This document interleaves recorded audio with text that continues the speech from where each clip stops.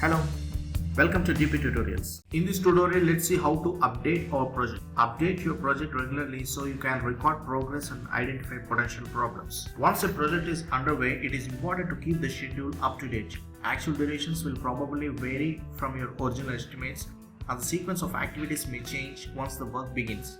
In addition, you may need to add some new activities and delete unnecessary ones.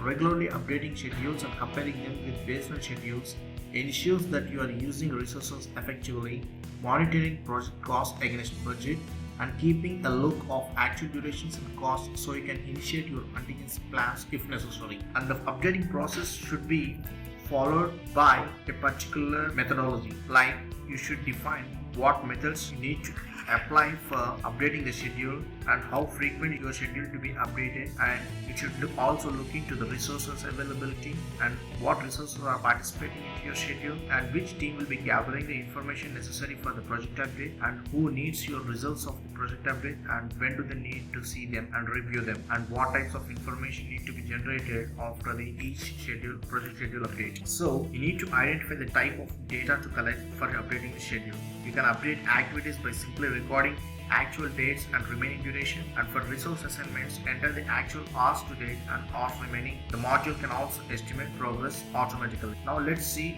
the methods to update schedule. And remember, effective communication to all project participants is also essential to the success of every project. You can update project schedules in different ways. Update projects, update progress of all activities and resources as a whole, update activities and resources individually, update progress from timesheets, or use a combination of all these methods. Regardless of the method you choose, the update process should proceed in the following order. You should be establishing a standard update procedure, and you should create a baseline plan as we already discussed in a previous tutorial, and you should be recording the progress of activities, like you should be entering the actual start and finish dates and updating actual resource use and cost to date, and estimating remaining work to complete, and apply project actuals and calculate the schedule by going to this update progress and level resources. Compare the current schedule to the baseline plan and identify the variances. Analyze data through different layouts and reports, and then finally make adjustments and communicate to all the schedule stakeholders. So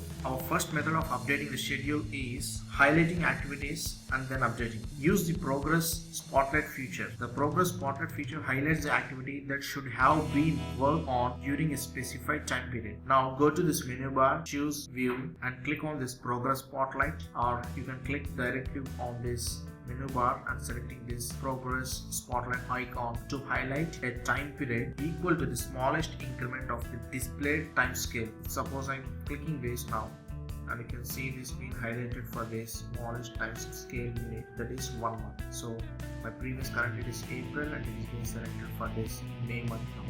April to May will be spotlighted. So to increase or decrease the highlighted area between the previous data date and the new date by one or more time scale increments, drag the data date line to the right or the left, and then you can proceed to update activities. Once you apply the spotlight, go to the tools and then click on this update progress. Select a new data date if the one shown is not accurate, and then click apply.